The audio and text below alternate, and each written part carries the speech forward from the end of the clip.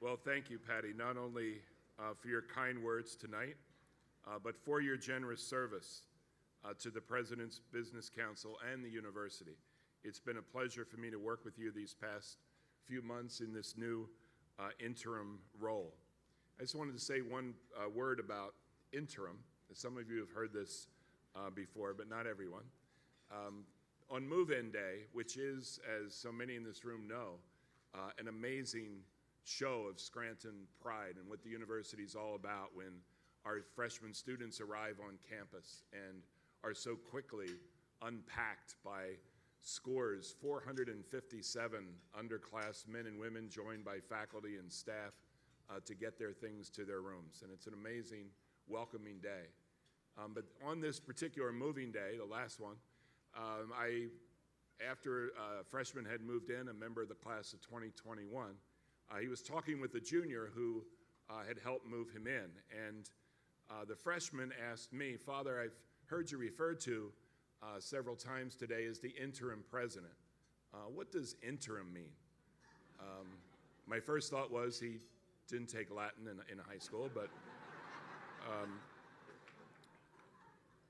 but I was about to answer, and the junior said, "I know that." And so I yielded the floor to him, as it were. And he said, interim means like the honorable, esteemed, respected. So I paused for just a second and I said, "Yeah, that's about it. You got the gist of it." And that's a true story. All the best stories are true, right?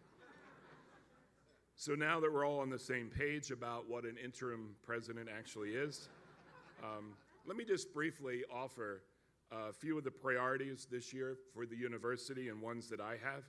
This will be brief. We have 2 campus-wide reflections happening simultaneously on campus this year, the Middle States Self-Study and the Mission Priority Examine. The Middle States Review is part of our accreditation process that takes place every 10 years.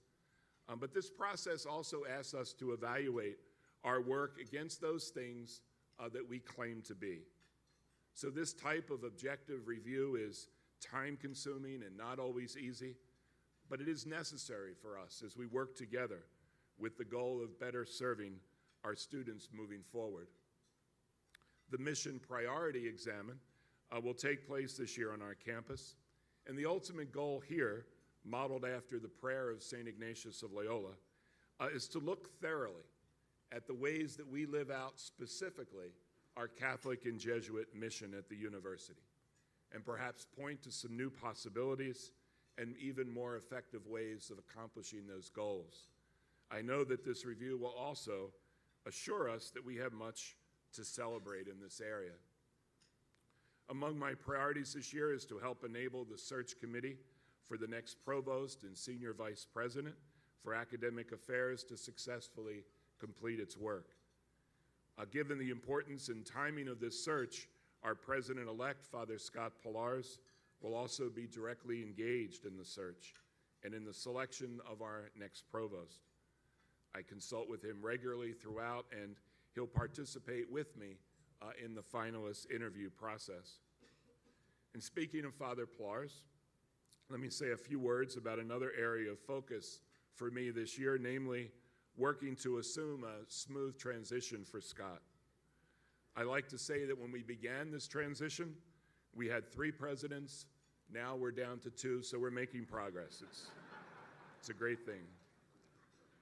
But my desire, quite honestly, in this transition is to do everything possible to assist Scott as he prepares to assume the presidency next summer. So we talk regularly, and I've pledged to consult with him on any major decision that will affect things after this year. As you may know, Scott was invited to join the Board of Trustees this year in order to allow him to be aware of all the issues under consideration by the board. He'll make several visits to campus in addition to the board meetings. So to have Scott feel as fully prepared as possible is my personal goal for this transition. I also have a wire basket on my desk that I call the Scott pile. And as some issues come in and I decide, no, that can wait for stock. But like so many of you in this room tonight, I look forward to Father Pilars's return to this university with great happiness and great confidence in the inspired leadership that he will provide. Scott, this university is blessed to have you on your way back to us. So thank you.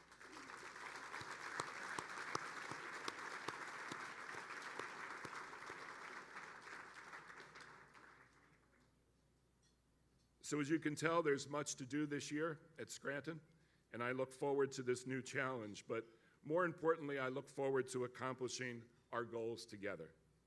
And while I could speak for a good time about the work of the year ahead, tonight is about our honoree, Dennis McGonigal. Once again, we are at the Pierre Hotel with an intimate group of our closest Scranton friends. And tonight we gather to recognize Dennis McGonigal and all that he has done to advance the mission of the University of Scranton. And Dennis, I'm truly grateful for your commitment to the university, which is always focused on our Catholic and Jesuit mission. It's a privilege to honor you tonight. Many of Dennis's friends and family are here tonight, and I want to thank you publicly for letting us borrow Dennis for the last 9 years. I'm keenly aware that the time he spent with us at Scranton was time away from his family. So, Rachel, thank you in a special way tonight. Tonight is also a celebration of our students. And I think hearing Rebecca Clark speak on behalf of the scholars really underlines that point. I also have made a note, never speak on a program after a student. I mean, her talk was amazing. Thank you again, Rebecca.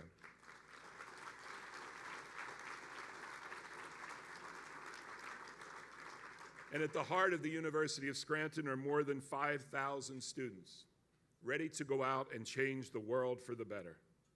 As all of you know, a Scranton education changes the way our students look at this world. Domestic and international service trips, research, mentoring, and networking all provide students the exposure to learn things about themselves that they never would have discovered on their own. Students are able to embark on such opportunities because of the financial aid and scholarships we are able to provide them. This assistance allows them to embark on an educational journey with us, grounded in our Catholic and Jesuit identity. So thank you tonight for investing in our students. And I hope you will continue to support the university so that future students will have access to the same life-changing opportunities. At no greater time than now, the world needs University of Scranton students, critical thinkers using ethical reasoning, committed to service and their communities, seeking to change the world for the better. The world needs University of Scranton students, and tonight I want to stress that we need you. So thank you for your support of the PBC. The PBC offers many avenues for you to be involved, whether through networking, alumni events, mentoring students, or philanthropy. Your involvement in the life of our university makes it a better place. Your generosity advances the dream and the vision of Catholic and Jesuit University, which is based on a belief in the transformative power of education. It's a vision based on the conviction that the hearts of all of us need to be transformed by the clarion challenge of the gospel to love and respect one another. It's a vision that led to the founding of the first Jesuit school in 1547. It's a vision that led to the establishment of this university. It's a vision that has drawn each of us to this room tonight. And it's a vision that sustains our university and inspires the hearts of people like Dennis McGonigal and all of us gathered here. So I thank all of you for all that you do to help our students at the university to embrace that vision, to dream and to see those dreams come true. May God bless you and your families, and may God continue to bless the University of Scranton. Thank you.